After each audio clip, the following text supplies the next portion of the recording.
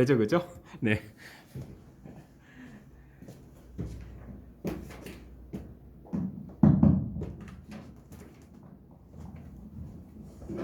저 나오나요? 아유, 감사합니다. 네. 자, 여러분 안녕하십니까? 제 14조 이걸로 해놔야지. 14조 강의 시작하도록 하겠습니다. 작게라? 네. 조금 떨어져 있어서 여기까지도 나오나요, 제가? 아, 네. 저는 마이크를 걸고 하겠습니다. 사실 여러분들 만나는 경우요. 저는 외부 약속은 안 해요, 잘. 혹시나 피해 줄까봐. 네.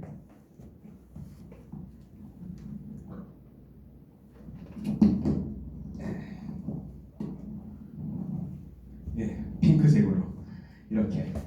오늘은 제 14주 강의고요. 예, 오신 분들 수고하셨고 온라인으로 들으시는 분들 잘 들으시기 바랍니다. 마지막 강의가 한 번 더 남았거든요. 이거 그쵸? 15주 차가 남았는데 15주 차는 오시지 마시고요. 전체적으로 다 제가 그냥 온라인으로 올리겠습니다. 예, 이렇게 또 오시라고 하기도 좀 미안하고 그래서요. 아니 물론 저 좋아서 오신 건 아니고 오시니까 훨씬 더 효율적이니까 오시겠지만 어쨌든 죄송하지만 그냥 15주 차는 온라인으로 진행하도록 하겠습니다. 여기 오신 분들 죄송하고요. 자, 신흥국의 경제정책인데요. 예, 자꾸 죄송합니다. 끄고 더워.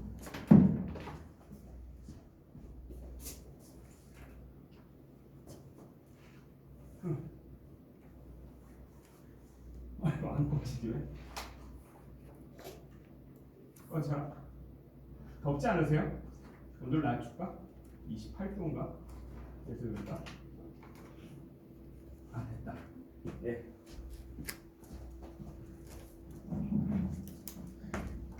신흥국의 경제정책이라고 했는데요. 사실은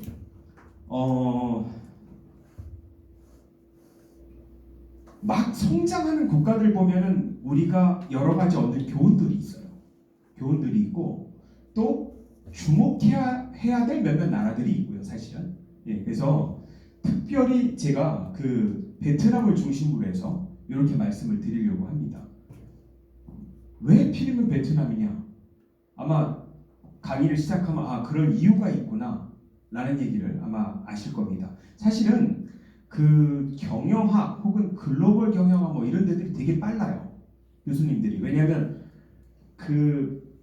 트렌드도 민감하죠. 우리 뭐 경제는 기본적으로 또 뭐 고전적인 게 좀 있고요. 이런 트렌드에 대해서 좀 약한데 최근에 코로나 나고요. 그리고 코로나19 이전에도 트럼프 행정부 들어서 굉장히 한 4년간 정말 많은 일들이 있었어요. 거기에는 사실 이 중심에 베트남이 있거든요. 그래서 어떤 경제 정책을 썼나 요걸 좀 보고요. 예, 그리고 우리에게 교훈은 뭔가, 그리고 우리나라에 미칠 것 뭔가를 베트남을 중심으로 해서 이렇게 좀 얘기하려고 합니다. 원래는 시간이 좀 많았으면 뭐 베트남 말고도 몇몇 신흥국가를 중심으로 해서 더 얘기할 수 있는데 뭐 시간도 그렇고 또 여러 가지 여건도 그래서 요 한 나라를 중심으로 해서 이렇게 말씀을 드리도록 하겠습니다. 죄송한데 잘 녹화되는 거죠? 예, 걱정이 돼서. 네. 제가요 서울이랑 이렇게 하노이랑 동시에 놓고 이렇게 봤거든요. 예. 여기 어딘 줄 아세요 혹시? 우리 이런 데가 있었어? 어디게? 에이, 이게 무슨 광화문이야. 다시 보세요. 삼성동인데. 광화문 아니에요. 이거 무역센터 아니에요. 그죠? 무역센터죠? 이렇게 찍으니까 멋있다. 예. 사실은 이 도심 외곽으로 보면은요, 베트남의 수도는 하노이거든요. 하노이랑 서울이랑 별로 차이가 없어 보여요. 그래도 서울이, 그죠? 하지만 이 사진을 보면 조금 달라지실 거요. 그죠? 예. 강남이랑 별로 차이가 없죠. 예, 실제로요. 이 사진은 제가 찍은 겁니다. 잘 찍었죠? 예. 이건 제가 안 찍은 거예요. 예. 하노이가 어디일까? 베트남의 수도인데요. 잠깐 볼게요. 그 하나 공통점이 있어요. 베트남이 전쟁을 겪었다는 거 같고요. 그죠? 전쟁을 기반으로 해서 한참 헤매다가 쫙 올라왔다는. 다시 말하면 국가의 흥망성쇠를 최근에 보면은 어떤 국가들은 추격하고요. 또 어떤 국가들은 추월하고 그리고 어떤 국가들은 또 추락을 하기도 합니다. 사실은. 우리나라는 지금까지는요. 앞으로 어떻게 될지는 보장 못하지만 지금까지는 사실은 이 추격, 추월하는 나라에 들어와 있었어요. 베트남이 우리의 전철을 굉장히 잘 밟아왔어요. 놀랍게. 우리 지금 보면은요. 베트남이랑 공통점이 너무 많은 게 조금 이따가 말씀드릴 거예요. 참고로 경제 발전 과정에서 증권 시장 열면서 우리나라 시스템을 그대로 다 가져갔어요. 우리 굉장히 또 이렇게 우리 정이 있고 막 이렇게 뭐 도와달라고 막 도와주잖아. 우리나라 사람들은 보통 그렇더라고요. 아니 라이센스 받고 도와주거나 뭐 그러지 뭐 어쨌든 도와달라니까 다 그냥 통째로 도와줘가지고 우리 증권거래 시스템 전체를 베트남으로 다 옮겨놨어요. 그럼 얼마나 똑같아 시스템이요. 예, 공통점이 많아요. 의외로. 자, 한국 이렇게 비교하니까 새로운 사실도 아실 거예요.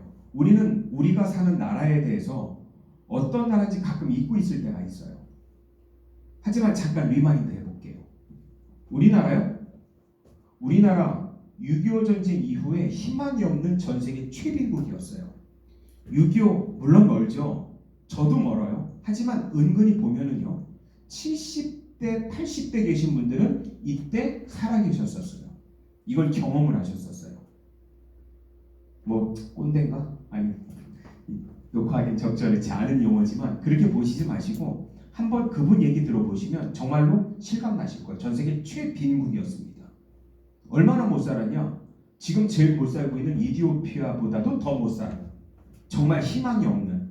게다가 전쟁으로 다 부서졌어. 이런 나라였어요. 근데 불과 반세기만이죠. 50년이죠. 그렇게 오래된 이야기 아닙니다. 우리는 전 세계 10대 교역국입니다. 대단한 건데. 우리 10대 교역국이에요.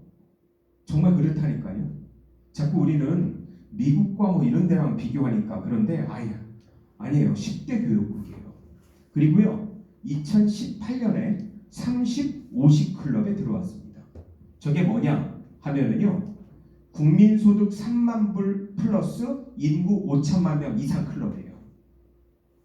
여러분 이거 되게 대단한 거예요. 우리 정말 잘 산다고 부러워하는 노르웨이, 스위스 이런 데들은 인구가 적어요. 사실은. 찍으니까 부담스럽지만 막말로 전쟁하잖아. 우리가 이겨요. 어쨌든 그래. 이 5천만이라는 거는 되게 중요한 숫자예요. 어떻게 보면. 그러니까 국가 대 국가로 대항했을 때 지지 않는 숫자들인 거죠. 근데 여러분 30, 50 클럽이 몇 나라나 될 것 같아요. 전 세계.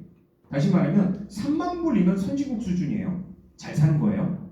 그리고 인구 5천만 이상이 몇 나라나 될 것 같아. 놀랍게 우리가 7번째예요. 별로 안 놀라시는구나. 여기 6번째 나라 볼래요? 미국, 일본, 독일, 프랑스, 영국, 이태리, 대한민국이에요.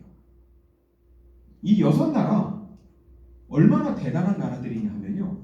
과거에 한 번쯤 전 세계를 다 호령했던 나라들이에요. 미국, 지금의 패권국이잖아요.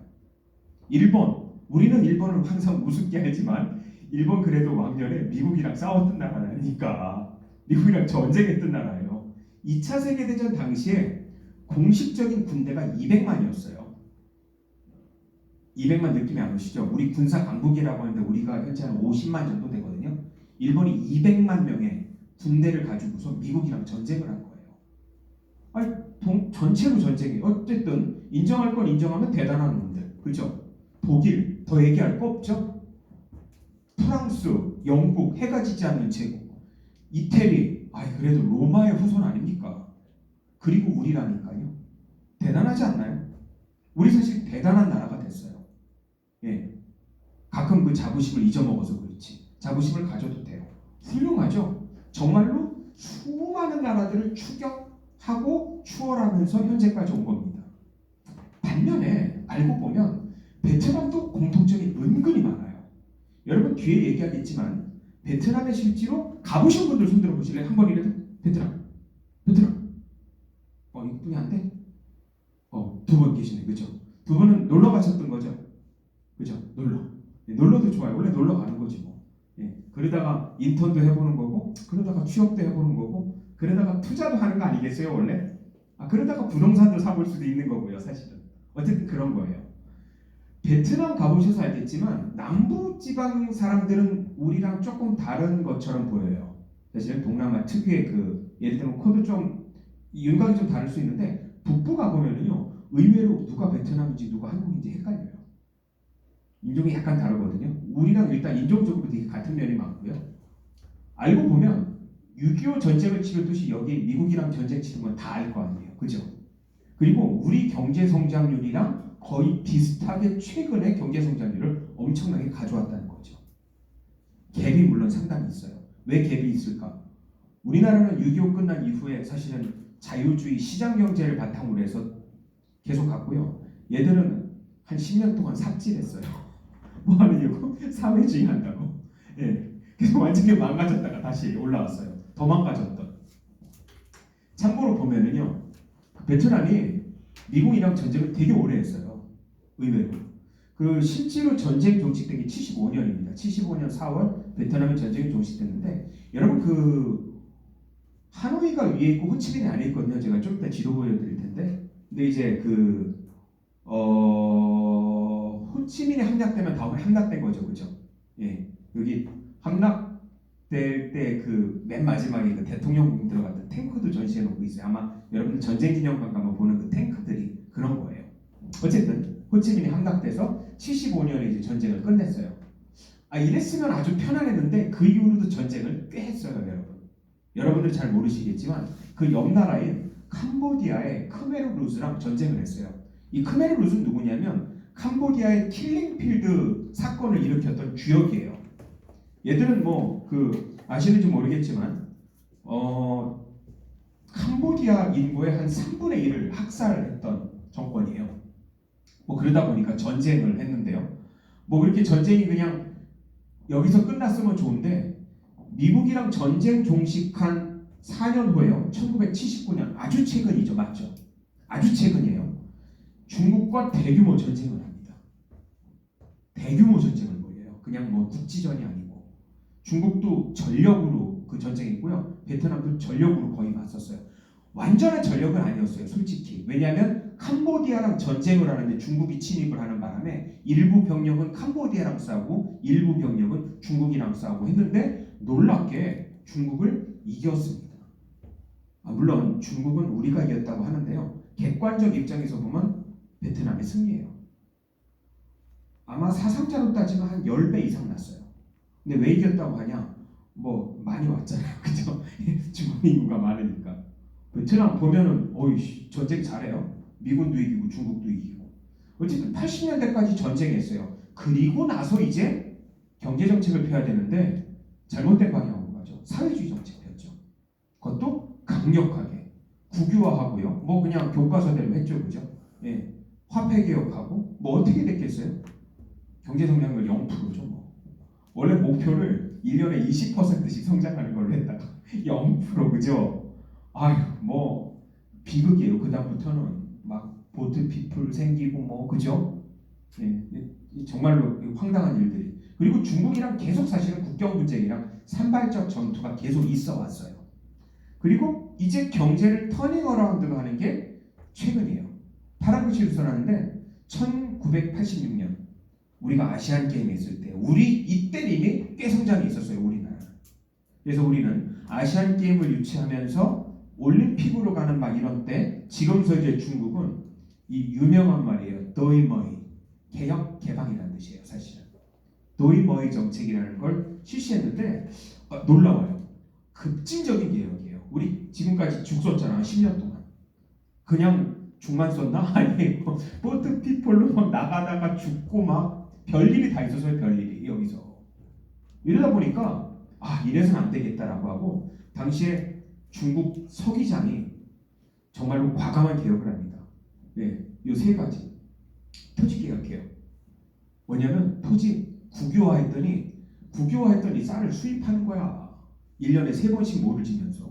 이게 얼마나 이 사회주의 시스템이라는 게 참 그죠? 일 안 하게 만드는 거예요. 일을 왜 해? 근데 토지를 다 나눠준 거야. 국민들한테 오히려요. 네, 생산성이 급격히 향상되기 시작했고요. 외국인 투자법을 만들어요. 외국인 투자법 이게 되게 중요해요. 외국인이 투자해도 되고 몰수 안 한다는 거예요. 자유롭게 돈 거래해라. 이런 건 굉장히 시그널이 크죠. 이러다 보니까 본인들도 기업을 만들어요. 사적 기업 설립법을 만드는데 민간 기업이 당연히 폭발적으로 증가하죠. 이러므로서 86년부터 이제 드디어 경제를 성장하기 시작합니다. 막 시작해서요. 92년에 대한민국과 수교를 해요. 이건 획기적인 사건이에요. 우리나라로 봤을 때. 베트남도 그렇고. 왜냐하면 미국이랑 수교하기 3년 전에 우리랑 먼저 수교를 했어요. 이런 면에서 인연이 크죠. 여기서 한 가지 궁금한 게 있을 건데 우리랑 전쟁했잖아. 맞죠? 미국이랑 전쟁하면서 우리도 갔잖아. 아시는지 모르겠지만. 그죠? 우리 이거 수교하면서 사과를 요구하거나 이랬을 것 같아요. 배상? 어떻게 했을 것 같아요? 별로 관심 없어. 사과하지도 않았고 배상 요구도 없었어요. 그냥 수교했어요. 네. 어쨌든 쿨한 나라야. 그치? 네. 미래지향적이라고 좀 보고 싶은데 뒤에 써놨어요. 어쨌든 우리나라랑 수교했고요. 미국이랑 95년에 역사적인 수교를 합니다. 미국이랑 수교는 이제 경제를 발전하는 사실 초석이죠. 미국이랑 수교한다는 얘기는 미국 시장에 물건 팔아도 된다는 얘기 아니야. 그죠? 그리고 96년에 EU랑도 무역협정을 체결했습니다. 그리고 2000년 획기적인 사건이에요. 증권거래소가 설립됩니다. 여러분 호치민은 어디냐면 하노이 저 아래에요. 남부도시 우리나라는 부산이야. 여기에 증권거래소를 설립합니다. 근데 봐. 얘들 도이모 정책한 지 지금 14년 만에 증권거래소 설립하려니까 뭘 알아? 어떤 기업을 상장시켜주며 시스템을 어떻게 깔며 그리고 그죠? 이 알파부터 오메가까지 다 몰라. 이걸 누가 도와줬냐면 대한민국이 도와줬어요. 대한민국 증권거래소에 가서 우리 시스템을 통째로 옮겨갔어요. 그냥 우리 증권 시스템이야. 이거 그냥 갔다니까요. 이렇게 좋은 면도 있는데 여기 투자한 수많은 사람들이 또 돈 잃은 얘기 뒤에 할게요. 네, 어쨌든 뭐 이런 게 있었어요. 그리고 2007년에 WTO 가입합니다. 그 경제 규모가 얼마나 성장했냐면요. 이 86년부터 지금 현재까지 이거 얼마나 됐어? 진짜 얼마 안 된 얘기죠. 한 20년 좀 넘어요. 경제 규모가 무려 14배나 성장했습니다. 와, 이렇게 되니까 진짜 매년 갈 때마다 다른 느낌이겠죠. 그죠? 그러니까 이런 그림이 나오는 거예요. 경제 성장이 얼마나 되겠어요? 이 과정에서 수많은 사람이 돈을 벌었겠죠? 그죠? 외국인도 역시 수많은 사람이 보이지 않게 돈을 벌었다는 얘기죠. 어떻게 보면 신흥국 되게 재밌어요. 경제 정책이라는 게. 자, 계속해서 가보죠. 베트남 현재 봤으니까 우리 대한민국이랑 연락 친함. 92년부터 그치? 자, 현재 얼마나 친할까? 미국이랑도 먼저 수교했는데 일단 베트남에 외국인들 투자하죠. 그죠? 투자하는데 대한민국이 1위입니다. 놀랍게. 투자 건수로도 2위, 투자 금액으로도 2위. 최대 투자 국가예요. 자, 최대 투자 국가인데 누가 제일 많이 투자했냐? 놀랍게 아시는 분들 아시겠는데 삼성전자입니다. 핸드폰이요. 전 세계에 팔리는 핸드폰을 다 베트남에서 만들어요. 우리나라만 빼고. 우리나라는 메이드 인 코리아에서 하잖아. 그래서 우리나라 핸드폰은 구미에서 만들어요. 그거를 제외하고 대한민국을 제외하고 전 세계 뿌리는 핸드폰은 다 베트남에서 만듭니다. 그래서 놀랍게 베트남 수출의 25%를 삼성전자가 그죠? 삼성전자 매출이 얼마냐면 60조예요. 60조. 단일 배상만. 그렇습니다. 연락처랑. 네. 그래서 재용이 형 가면 항상 그 총리랑 이렇게 바로 만나요. 그죠? 아, 재용이 형 누구냐고 알죠? 그죠? 네. 무슨 말씀인데. 네. 또 하나 특이한 사실이 있어요. 여러분 동남아 모든 국가들이요 저 1대1로 사업에 다 참여를 했습니다. 1대1로 혹시 들어보셨나요? 예, 중국 전공 안에서도 한 번쯤은 들어볼 것 같은데 중국어로는 이따일루라고 하고요. 영어로는 뭐라고 하게요 이거? 원, 이 대가 협대할 때 대자거든요. 원 벨트, 원 로드예요. 중국을 중심으로 해서 실크로드를 복원하겠다는 거야. 근데 해상 실크로드뿐만 아니고 육상 실크로드 복원하겠대. 그 사진은 뒤에 어디쯤 있나? 제가 해놨는데 여기쯤 있어 이렇게.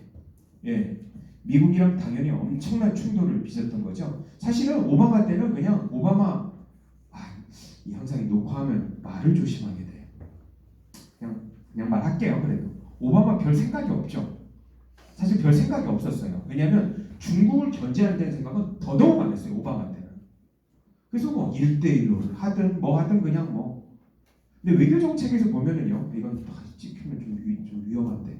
외교 정책에서 보면은 중국이요 특징이 있어요. 만만하면 오히려 되게 만만하게 돼요. 솔직히 그런 면이 있어요.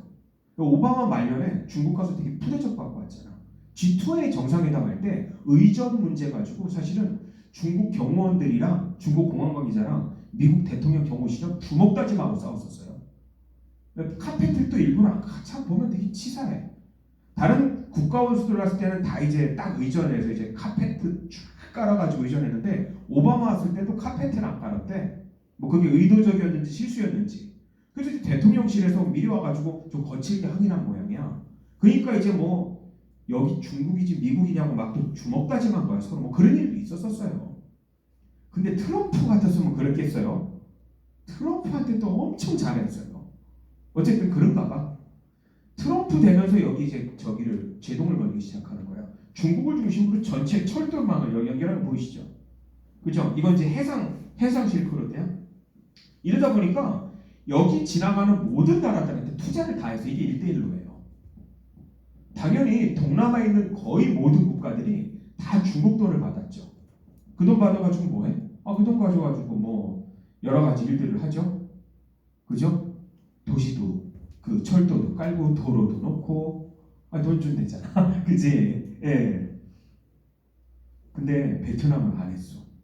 왜 안 했는지 아시겠죠? 대충 봐도 전쟁했잖아. 가장 최근에. 예. 아까 78년에 전쟁했대잖아. 전면전이었다니까요. 여러분 중국에서 거의 20만 명이 왔었어요 당시에. 예. 어디까지 왔냐면 하노이 한 40km까지 진군했었어요. 근데 이제 그걸 근거로 해서 중국은 우리가 이겼다라고 표현했는데 사실 거기 40m까지 오기까지 수만 명이 죽었었어요.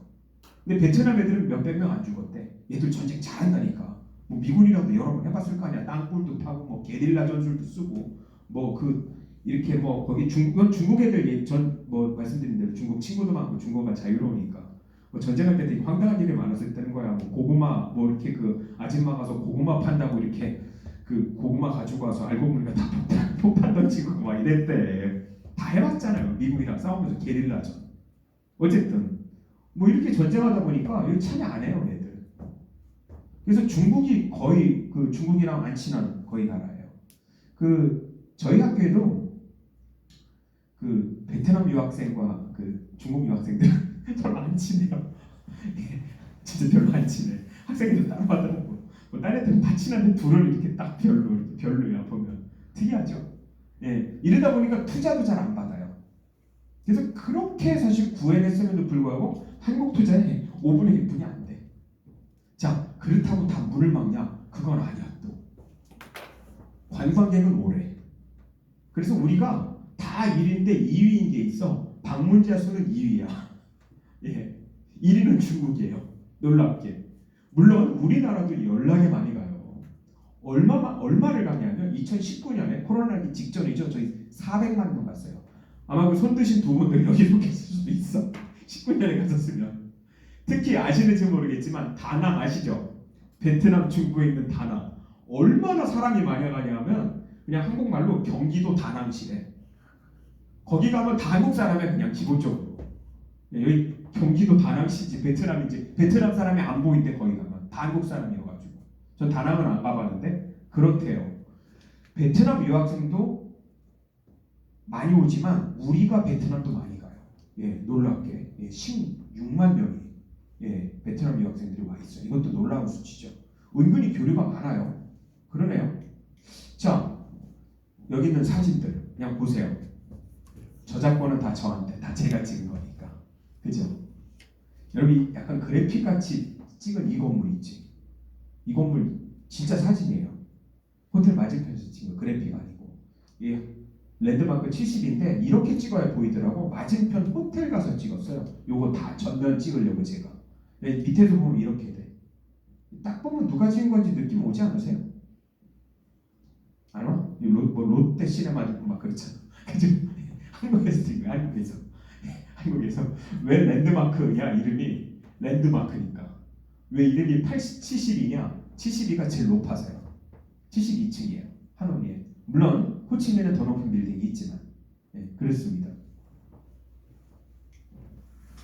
삼성전자 공장이에요. 이거는 삼성전자가 아까 들어갔고요. 말씀드린 대로 전체 수출의 25%를 차지하는 막강한 그 영향력을 행사하고요. 전체 GDP의 10%나 돼요. 삼성전자가. 대단하죠. 그죠? 뭐 당연히 한국 사람들한테 잘해줄 수밖에 없고요. 표면적으로는 어쨌든. 그리고 삼성전자 공장입니다. 뭐 어마어마하게 투자했죠. 그래서 여기서 핸드폰을, 스마트폰을 거의 다 만들어요. 우리나라 거 빼고. 전 세계에 다 뿌립니다. 뭐 삼성전자가 잘 나가니까 이제 여기 보면 또 그 여러 가지 전기도 많이 들어와야 되죠. 그래서 삼성 전기도 같이 합류하게 됩니다. 삼성전자에서만 단일 회사고요. 하도급체 빼고요. 삼성전자에서만 16만 명이 고용돼 있습니다. 어마어마한 숫자죠. 그죠? 어마어마한 숫자입니다. 아, 그렇구나. 친하긴 친한가 봐요. 그죠? 자, 이게 전체 베트남 지도예요. 제가 아까 말씀드린 하노이라는 게 여기에요. 여기인데 베트남 공장은 하노이를 중심으로 하노이 부근에 있고요. 여기가 호치민이에요.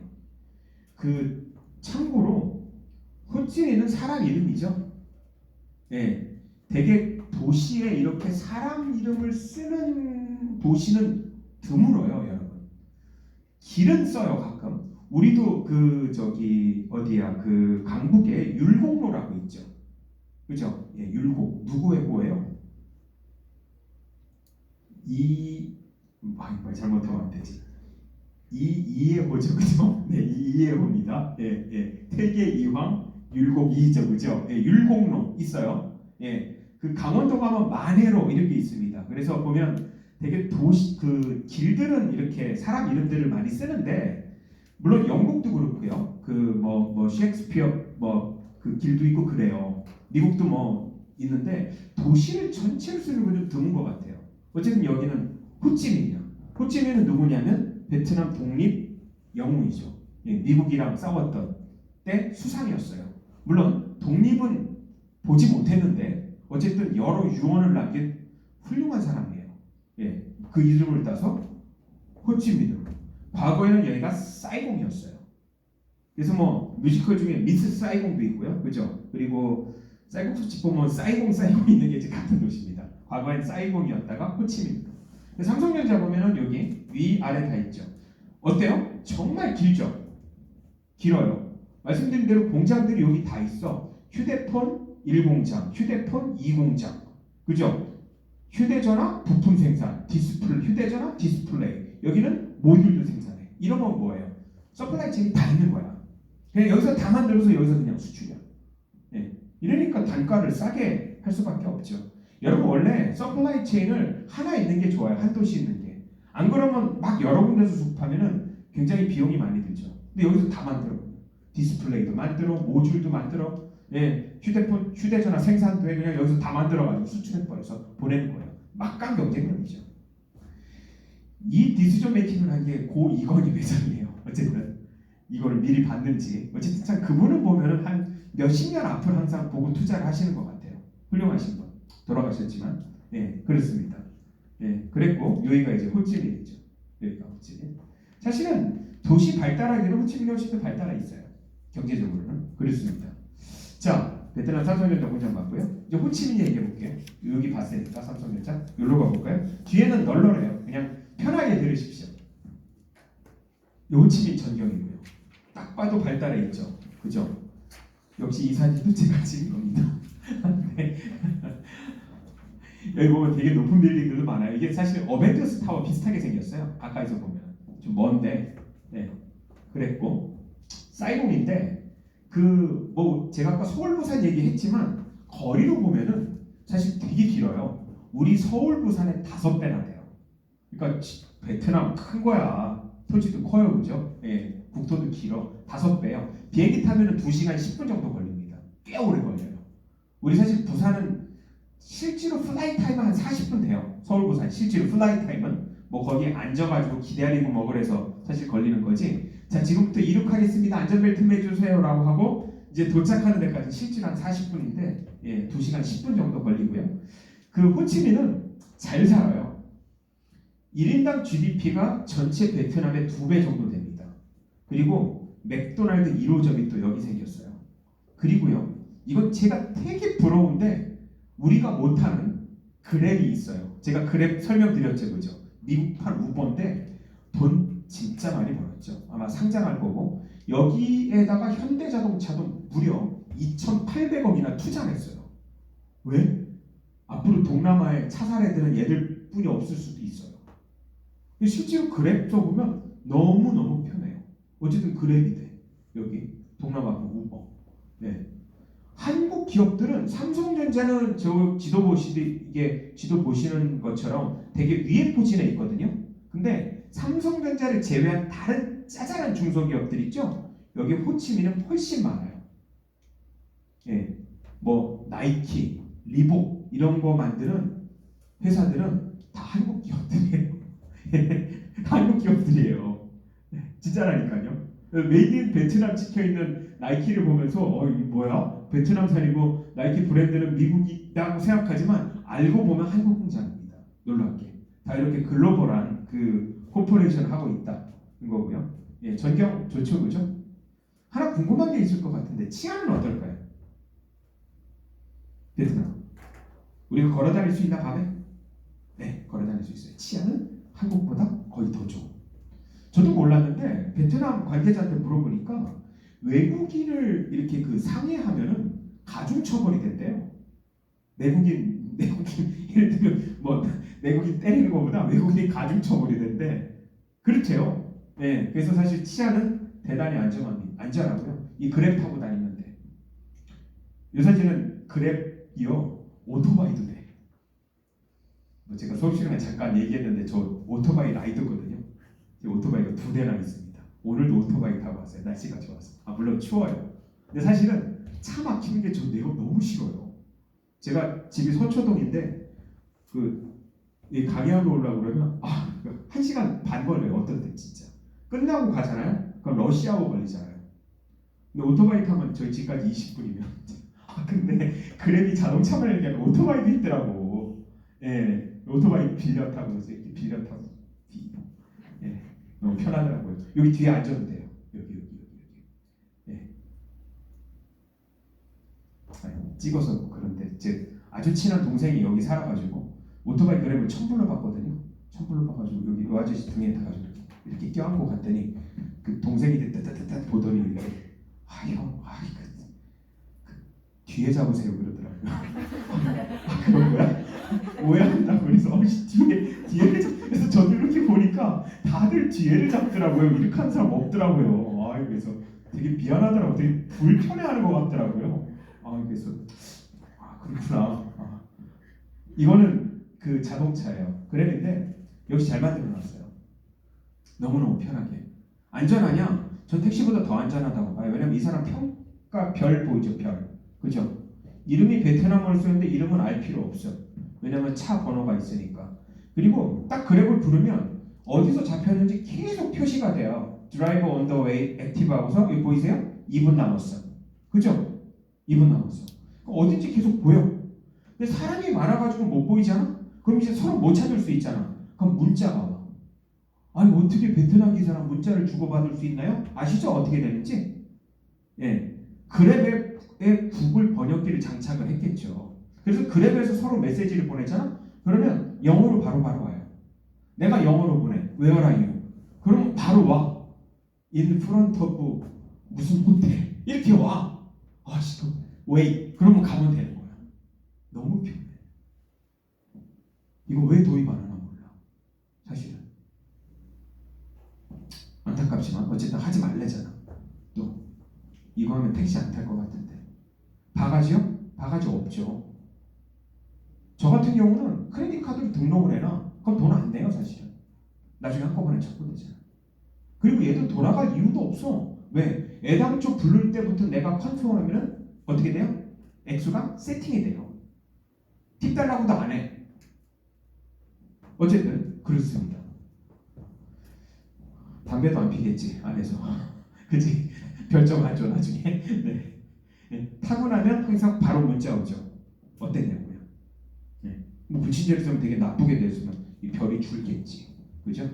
실제로 보면 이 별이 뭐 하나 이렇게 있는 사람, 이 사람 또 안 불러. 뭔가 좀 기분 나빠서. 네. 그랩의 위력입니다. 뭐 베트남은 워낙 막히다 보니까 이 오토바이가 성행하더라고요. 예, 그래서 오토바이 뒤에 타고 갔더니 막 역주행해 가고 막 그러더라고요. 전 너무 재밌었는데 어쨌든 예, 오토바이 탈 때 조심해서. 네, 이 호치민인데요. 전 여러 번 방문을 했었는데 호치민 인사대라는 데가 있어요. 하노이 대학이 제일 유명하고요. 그 다음에 이제 호치민은 이 인사대라는 데가 있는데 뭐 우리나라로 보면 한 연대 정도 된다고 하더라고요. 예. 근데 놀랍게 여기 한국 학과가 있는데 여기 보이세요? 요 마크? 요거. 예. 신한은행이 서포팅을 하더라고요. 예. 그리고 실제로 졸업생 중에 많은 사람들을 또 뽑아가기도 한대요. 신한은행에서. 한국 학과 학생 수가 무척 많더라고요. 720명이나 된대요. 깜짝 놀랐어요. 저 사람들 다 취업되나? 그랬더니 다 된대. 모자른데. 네. 그만큼 한국 기업들이 많이 투자해 있잖아요. 아까 말씀드린 대로. 다 취업된다고 하더라고요. 그러니까 많이 늘렸겠지. 진짜 많이 뽑죠. 그죠? 네. 우리 경제과 몇 명 뽑나요? 1년에 한 60명? 70명? 네. 720명. 예, 학생 수가 돼서 사실 놀랬고요. 또 하나 재밌는 사실이 있어요. 여기 보면 오늘 그냥 편하게 들으시라고 여러 사진들을 이 전쟁기념관인데 아마 호치민에 방문하면 꼭 한 번쯤 가보시는 도시일 거예요. 전쟁기념관 어떨 것 같아요? 미국 놈들 나쁜 놈들 해가지고 막 미국 놈들 막 이렇게 이런 사진이 있을까? 과거에 그랬대요. 근데 미국이랑 수교 이후에 싹 바뀐 거예요. 그냥 객관적인 사실만 났어요. 뭐 잔인하고 이런 건 다 빼고 그냥 무기들 뭐하들 뭐 이런 것들 놓고요. 한 가지 되게 재밌는 사실 뭐 이렇게 보시죠. 그죠? 뭐 무기 전시해 놓고 뭐 이렇게 뭐 이런 것들이에요 주로. 예. 이런데 여기에 한국군도 참전했으니까 이 한국 군인들 사진이 있었대요. 우리 여러 부대가 갔는데 그 중에서 이제 용맹을 떨친 게 백호 부대가 뭐 그때 그래서 백호 부대 이렇게 딱 써 있는 게 있고 막 이렇게 그 베트공들 잡아가지고 이렇게 딱 총으로 딱 이렇게 포로 위협하고 뭐 이런 게 딱 이렇게 있었는데 제가 마지막 간 게 작년 박항서 감독 막 축구 이길 때였거든요. 그때 막 난리 났잖아요. 어쨌든 박항서 난리 났는데 그 이후로 그 사진을 다 띄웠대. 보면 실질적이야, 그죠? 예. 그래서 처음에 여기 가서 아는 사람이랑 전 여기 두 번째 갔거든요. 그 사진을 찾으려는데 없어 그 사진이. 물어봤어요. 그랬더니 다 치웠대요. 예. 그래서 뭐 그죠? 뭐 과거에 있는 게 뭐 우리랑 무슨 억하신 점이 있다고. 예. 그래서 임시로 났나 사이가 갑자기 좋아지니까 싹 치웠음. 그래서 한국 백호부대 사진은 없어요 여기 더 이상. 예. 참 묘한 느낌이 들었습니다. 예. 보면 말씀드린 대로 이게 1대1로 사업에 실질적으로 참여 안 하는 게 우리 입장에서는 굉장히 유리해요. 베트남 진출하기가. 예. 그래서 대규모 프로젝트도 없고요. 도로, 철도 연결도 미온적이에요. 보통은 이게 1대1로 할 때 돈 전액을 대준다거든요. 그리고 심지어는 노동자까지 대주겠대. 중국에서. 그리고 실제로 이렇게도 많이 했어요. 특히 캄보디아 같은 경우는 뭐 인구가 그렇게 뭐 많이 없고 과거에 학살을 많이 당해서 그리고 철도 엔지니어링들도 없고 이러니까 그 노동자들까지 대거 진출해가지고 막 깔아줬는데 문제는 부작용이 좀 있는 게 이게 들어올 때는 쉽게 들어가는데 안 나가죠, 그죠? 잘 안 나가요. 어쨌든 뭐 그걸 미리 알았는지 뭐 이거 다 이런 거 그냥 미온적이에요. 그 캄보디아는 친중 국가예요. 사실은 아시는지 모르겠는데 완전 친중이에요. 캄보디아는. 사실은 캄보디아 침입했을 때 이제 그 둘이 친하니까 형제 국가니까 사실은 도와줄 면도 있어요. 원래는 압력만 넣으려고 했다고 하더라고요. 대충 군대 이렇게 뭐 한 몇만 명쯤 이렇게 베트남 국경 넘어가면 베트남 애들이 무서워서 이제 캄보디아에서 철군할 줄 알았대. 근데 웬걸 싸웠잖아. 그죠? 그러다 보니까 이제 뭐 전면전으로 간 거였다고 하더라고요. 어쨌든 중국 베트남 관계 이 미묘하고 복잡해요. 그래서 아까 말씀드린 대로 중화 전쟁이 있었고 88년도 유명한 사건이 있었어요. 진짜 얼마 안 된 사건이죠. 그 중국 이름으로 난샤군도라고 하는데 쯔엉군도라고 여기서 해전이 있었어요.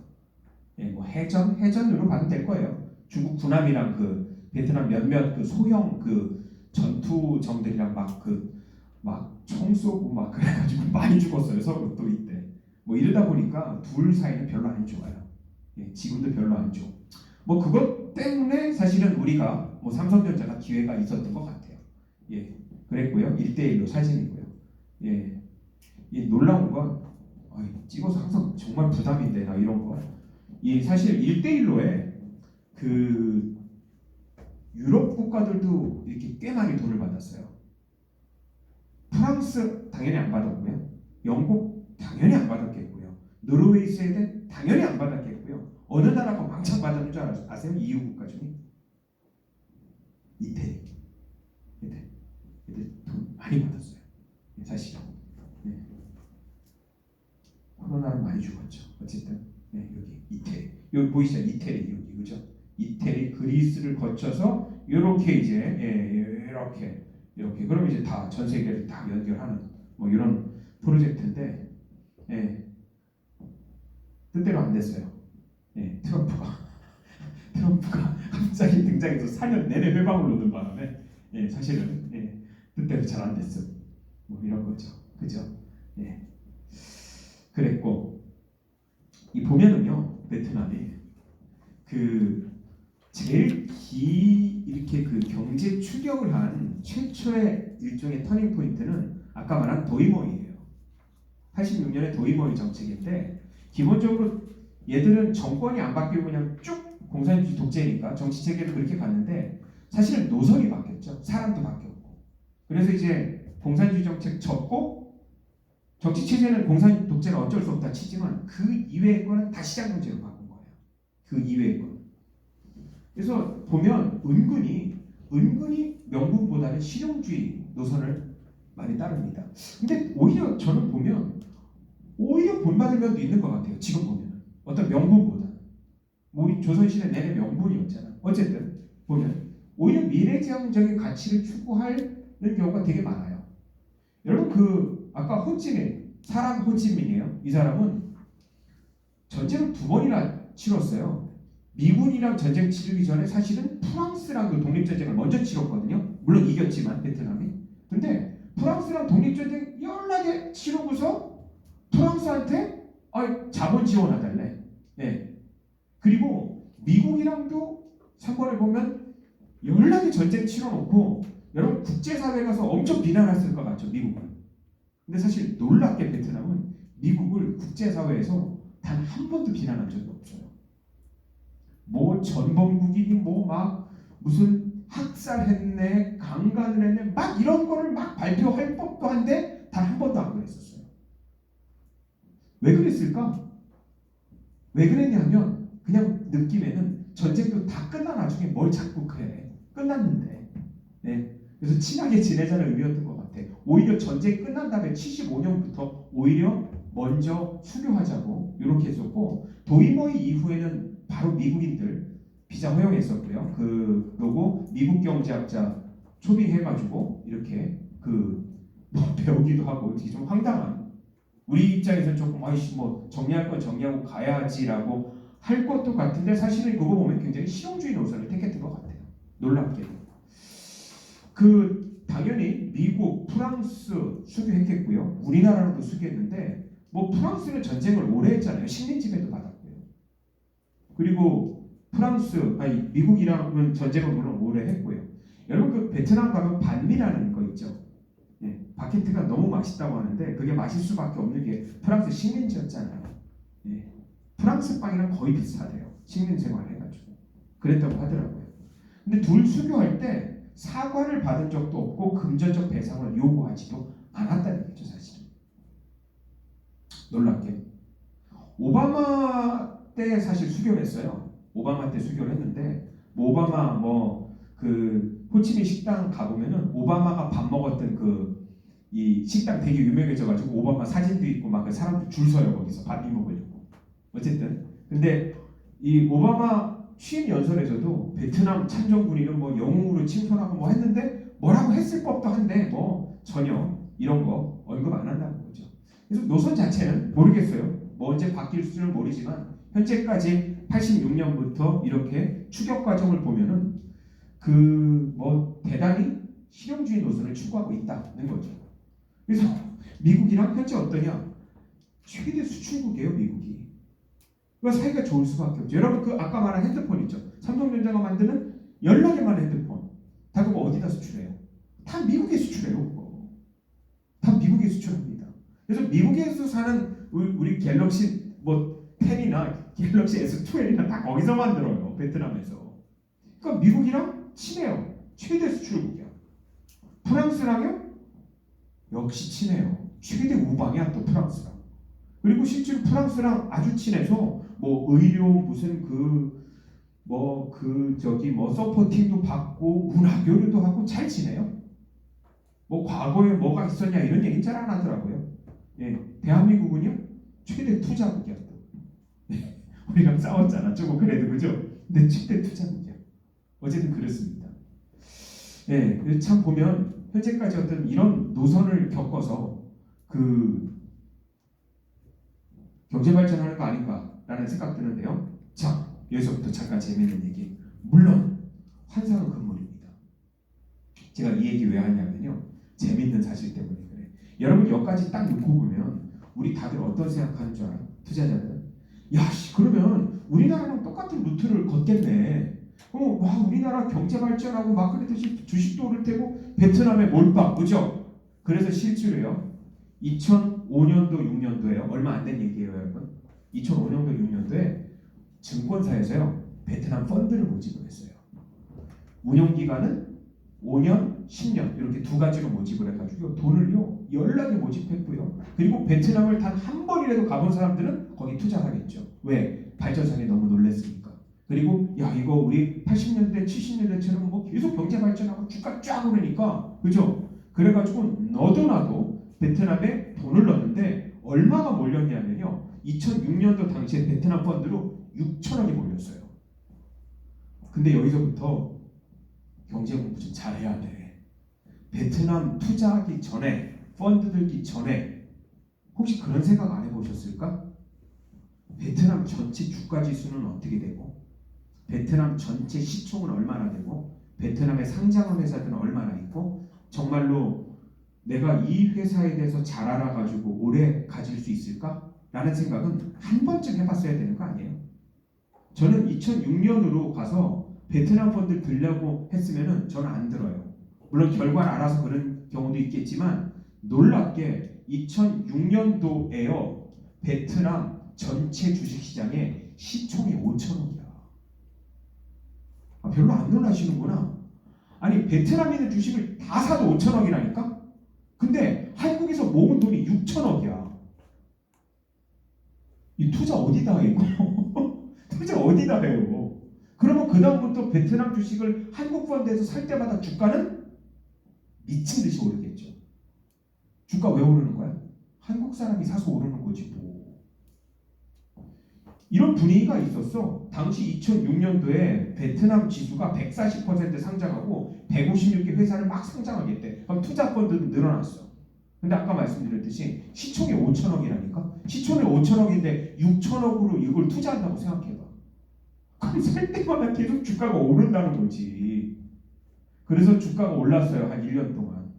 2007년 3월에 VN 지수가 역사적 고점을 찍었습니다. 역사적 고점 요때야. 요때. 이때 분위기가 어디냐면 WTO도 가입했고 막 보이세요? 경제 성장하는 거 쫙 이렇게 보이시죠? 그죠? 예.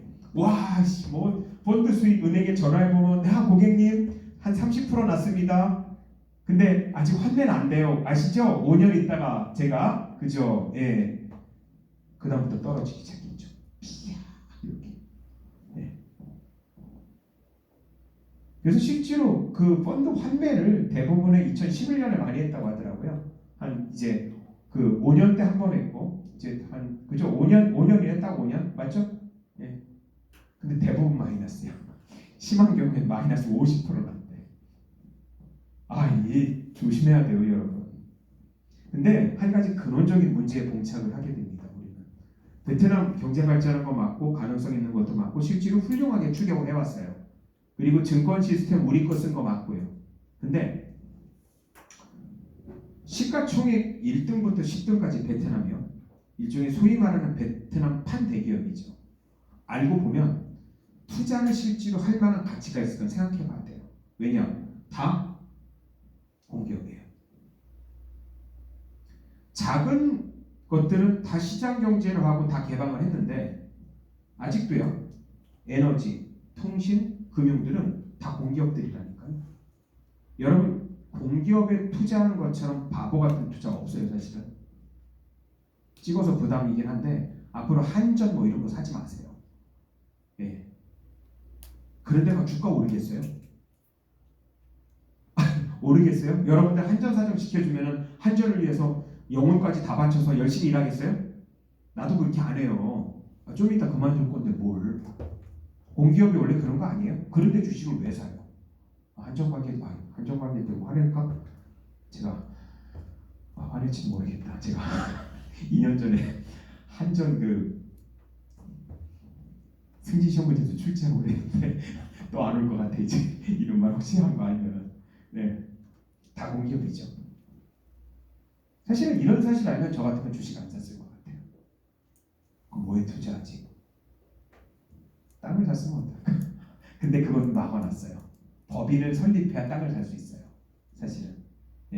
아파트를 샀으면 그거는 됐어요. 사실은. 그래서 그냥 여담인데 요때 막 문 열렸을 때 수교하고 이럴 때 사실은 그 대거까지는 아니더라도 상당히 많은 한국 사람들이 여기 진출해가지고 집을 샀어요. 개별로. 이 사람들은 대박이 났다고 하더라고요. 집값이 한 5배에서 10배 올랐대요. 어쨌든 주식은 거의 죽었죠. 그죠? 이 전체적으로 이제 베트남 경제 성장률 추이 보면은요, 요 중요한 거는 사실은 기본적으로 계속해서 성장을 하는 건 맞아요. 언제부터 보면 여기 도이머이 보이시죠, 그죠? 1986년 도이머이 정책부터 보면은 이때까지는 마이너스였다가 0%였다가 이때부터 3%, 7%, 많을 땐 10%, 그죠? WTO 가입하면서 물론 6%, 이때 물론 떨어지기도 했지만, 그죠? 기본적으로 여러분 마이너스 성장은 없었어요. 금융위기 있을 때도 한 5% 성장이고 계속해서 올라가고 있죠. 최근은 당연히 올라가는 추세입니다. 베트남 재밌어요. 하지만 환상을 가지면 안 된다는 거고요. 이 주식 투자 관련해서 그냥 여러분들한테 교훈 하나 드리고 싶어요. 모르실 거예요. 피터 린치라는 아시는 분 아닐 테고 워렌 버핏 정도는 알겠지만 이 사람은 중간에 은퇴를 해서 잘 아마 모르실 거예요. 아주 유명한 사람인데요. 주식 역사에서 13년간 딱 펀드 운영하고 은퇴한 사람이에요. 이 사람은 피터 린치라는 사람인데요. 13년간 마젤란 펀드를 운영했는데 무려 13년간 2,700%의 경이적인 앞으로도 안 깨지는 수익률을 기록하고 1990년에 돌연 은퇴를 해요. 왜? 가족과 함께 시간을 보내고 싶다고. 13년간 집에도 못 갔나 봐요. 어쨌든 그랬대요. 아주 유명한 사람이에요. 이 사람이 했던 유명한 말인데 전 이 말에 너무 공감해요. 실제로 이건 우리나라에서도 그런데요. 왜 우리나라에서 보면 부동산으로 돈을 벌었던 사람들은 정말 많은데 주식으로 돈 벌었다는 사람들은 왜 이렇게 드물죠? 있어요. 물론 있긴 하지만 되게 드물어요. 자, 이 사람 말이에요. 사람들이 부동산에 돈을 벌고 주식에서 돈을 잃는 것은 당연하대요. 이유는요. 집을 고르는 데는 몇 달을 투자하는데 주식을 고르는 데는 단 10분도 쓰지 않습니다. 이 말 너무 공감하지 않나요? 여러분 요즘 집 살려면 영끌한다고 그러죠. 원래 집 살 때 영끌해야 돼요. 순진하게 그럼 뭐 여윳돈으로 집 사고 이런 게 어디 있어? 장난해 지금. 그렇게 환상을 심어주는 것 자체가 정말 뭐 공산주의 무슨 프로파간다도 아니고 뭐 여유 있게 집 사지 않아요. 그 누구도. 원래 집 살 때 영끌해요. 원래 그게 맞는 거고요. 그러면 생각해 보세요. 대상을 가지고 영끌해가지고 모든 돈으로 집을 샀는데 지나가다가 집 사요? 아니라는 거 아시죠? 수십 번 생각하고 수백 번 생각하고 수십 번 그 집을 보고 다른 집도 보고 부동산 사이트도 들어가고 그리고 결정하는 겁니다. 이렇게 하니까 대부분 성공하는 거예요. 맞죠? 근데 우리 주식 투자할 때는 어떻게 해요? 아까 베트남 펀드에 드는 사람들처럼 그냥 베트남에 대해서 정말 한 일주일간 저랑 같이 공부해 보셨어 봐요. 베트남 펀드 투자하나 그때. 근데 그런 생각 안 하잖아. 예금하러 가니까 증권사 직원이 고객님 베트남 아시죠? 베트남 엄청 발전하는 경제 성장률이 6%인. 베트남? 내가 몇 달 전에 호치민도 가봤는데 고객님 그래요. 막 대단하죠? 펀드 들으세요. 그럼 들잖아. 맞죠? 이러니까 돈 못 벌지. 그래서 모든 투자는 신중하세요. 정말로 집 산다는 식으로 주식 고르면은요 그렇게 실패 안 해요 사실은. 이런 생각을 안 하잖아요. 그냥 소문 듣고도 사잖아. 모른대. 진짜 누가 내가 아는 사람의 증권사에 뭐가 있는데 근데 그게 왜 정보가 나까지 와. 나까지 올 정도면은 미안한데 한 몇만 명은 아는 거야. 맞잖아요, 그죠? 예, 소중한 교훈입니다. 예, 이렇게 베트남 펀드 투자하지 마시고요. 예. 자, 맨 마지막 우리 신흥국 얘기하는데요. 우리의 추세인데 되게 슬픈 얘기가 있어요. 여러분 여기 파란색을 쓴 게 직접 투자. 기본적으로 직접 투자가 뭔지 아시죠? Foreign Direct Investment죠, 그죠? 이게 많이 들어오면 좋은 나라예요. 근데요, 우리나라는 좋은 나라일까요? 나쁜 나라일까요? 좋은 나라인데 제 말씀 저도 살고 있고요. 투자자 입장에서요. 미안한데 별로 좋은 나라는 아니에요. 우리 2005년을 기점으로 해서요. 그죠? 들어오는 금액과 나가는 금액을 비교해 봤을 때 우리나라 돈은 계속해서 나가고 있어요. 보이시죠? 네. 들어오는 것보다 나가는 게 훨씬 많아요. 이 파란색이 0보다 아래로 내려가는 거는 FDI를 우리가 받는 것보다 해외에 투자하는 금액이 훨씬 많다는 얘기죠. 아까 이 중에 많은 금액들이 어디로 가 있게요? 아까 말한 베트남으로도 꽤 많이 가 있는 거예요. 왜? 그게 더 투자 수익률이 높다고 판단하는 거죠. 재밌죠? 그죠? 자, 이제 베트남 얘기 봤고요. 예. 우리 코로나19 이후에는 이제 어떻게 될까를 좀 봐야 돼요. 코로나19 이후에 대한민국 베트남. 나 이건 좀 고칠까 하다가 우리 한 달 전까지 나도 정부 프로파간다에 이렇게 물이 들었는지 성공적인 방역 국가라고 생각했다가 요즘 아니네요 보니까. 그죠? 베트남은 0이에요 놀랍게. 물론 그걸 100% 믿지는 못하겠어요. 하지만 표면적으로 거의 없다는 얘기죠. 정말로 방역 꽁꽁 잘했어요 얘들. 예. 이러다 보니까 많은 경제지에서 베트남이 포스트 코로나 승자가 될 거다라고 하는 거는 뭐 방역을 물론 잘했다는 면도 있는데요. 원래 사실은 이 추세는 4년 동안 계속돼 왔어요. 뭐 때문에? 미중 교역 전쟁, 미중 무역 전쟁 때문에. 미중 무역 전쟁을 치르니까 사실은 중국 남부 벨트에 있는 공장들이 다 베트남으로 왔어요. 놀랍게 계속해서 4년 내내 왔어요. 그래서 사실 베트남 땅값도 많이 올랐고 베트남 입장에서 환영이죠. 예. 그리고 의외로 중국 작은 공장들도 많이 왔어요. 큰 기업은 오히려 못 왔어요 중국에. 왜냐면 아까처럼 기본적으로 베트남과 중국 관계가 그렇게 좋은 관계가 아니니까. 하지만 뭐 작은 공장들이 중국 광동성에 있는 게 베트남으로 오기도 하고 그걸 막을 수는 없잖아요, 그죠? 그래서 실제로 많이 옮겼어요. 그래서 일종의 글로벌 체인 대체지가 됐어요. 이제 전체적으로 이 제조가 이 베트남으로 많이 넘어왔죠. 그래서 한국에서 보면은 이제 보면 굉장히 유기적 분업 관계로 갈 가능성이 굉장히 높아요. 현재는 앞으로도 발전 가능성도 있고요. 한참 더 갈 거예요. 다만 구체적으로 뭘 투자하는지는 디테일하게 봐야 된다는 얘기죠. 뭐 최근에 뭐 이 코로나 관련해서 뭐 양국 간에 이 막 그 설전을 한 게 이렇게 뭐 신문에도 나오고 그랬어요. 사실 그거 보면 저는 되게 참 뭐라 그럴까 황당한 게 무슨 초등학교 이하의 지력 가진 사람들의 싸움 같아요. 보면 우리 그 원래 막 코로나 퍼지면서 베트남도 방역을 막 하는 바람에 비행기가 이제 그 도착하자마자 사실은 다 격리를 했었죠. 그런 적이 있었어요. 근데 이제 그 빵을 반미를 줬다가 근데 뭐 당연히 우리나라에 연세 드신 분도 있을 테니까 막 화를 냈겠지. 일단 빵 쪼가리를 주느냐 뭐 이런 걸 이제 올린 거야. 그러니까 또 이제 그걸 본 베트남 몇몇 애들이 왜 우리의 반미를 무시하냐. 이거 거의 초딩 아래 수준 아니에요? 이쯤 되면은 서로 오바마도 먹던 거다. 오바마 사진을 또 막 먹는 사진을 이게 도대체 저는 그거를 이슈화하는 것도 정말 참 황당한 거고 그걸 쓰는 기자의 수준도 사실은 대한민국에 나는 그런 생각뿐이 안 들더라고요. 어쨌든 뭐 그런 작은 이슈들은 있어도 어떻게 보면은 그 이런 큰 관계로 계속 갈 거예요. 예. 그리고 마땅히 베트남의 다른 대안 현재로서 별로 없어요. 예. 한국이 제일 편해. 그리고 한국이 제일 이렇게 관점적으로 그래도 한국이 제일 만만하다고 보는 건 무슨 말이냐면 내가 쟤들은 이렇게 잘 쫓아가면은 쟤들처럼은 될 거. 왜냐면 미국을 쫓아가기엔 너무 이게 격이 있고 문화적 차이도 있고요. 그렇다고 중국은 또 너무 싫은 거야. 예.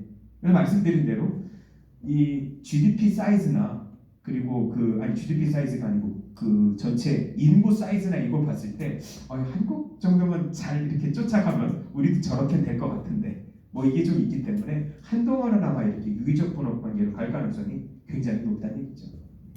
예. 그래서 결론적으로 다시 전체적으로 보면 아까 도이머이를 중심으로 해서 베트남이 비약적으로 발전해 왔다는 거고 발전의 어떤 핵심은 아까 말씀드린 대로 그 시장경제주의의 급격한 전환이에요. 그 드라마틱한 이런 전환들이 사실 영향을 받았다는 얘기죠. 뭐 디테일한 여러 얘기들 했는데 재밌게 보세요. 혹시나 이제 코로나 풀리기 전에 원래는 이 그 에어 버블 그 트리밍가 뭐 이거 원래 하려고 했었거든요. 그래서 베트남이랑 논의를 했었대요. 한 달 전에도. 근데 이제 못할 것 같은데 우리나라가 많이 늘어나가지고 그래서 원래는 한 2월쯤이면 운 좋으면 베트남이나 홍콩이나 싱가포르 가지 않을까 생각을 했었어요. 저는 우리나라가 없으면. 근데 어쨌든 뭐 그죠? 물 건너 간 것 같고 저 백신 나와가지고 다 없어질 때까지 기다려야 될 것 같아요. 최근에 다낭집까지 거의 반의 반토막이 났다고 하더라고요. 뭐 그렇겠죠, 그죠? 뭐 주로 경기도 다낭시인데 한국 사람들이 안 가니까 집값이 떨어지는 건 너무 당연한 거고요. 그래서 여기 신혼국에 사실은 좀 관심들을 가지세요. 특히 베트남에. 그래서 뭐 여러 또 기회들이 있을 것 같습니다. 그래서 여기 저희 14주 차는요 신흥국의 경제 정책에 대해서 여기까지 했고요. 다시 말씀드리면 15주는 그냥 여러분들한테 죄송한데 그냥 온라인으로 제가 올리도록 하겠습니다.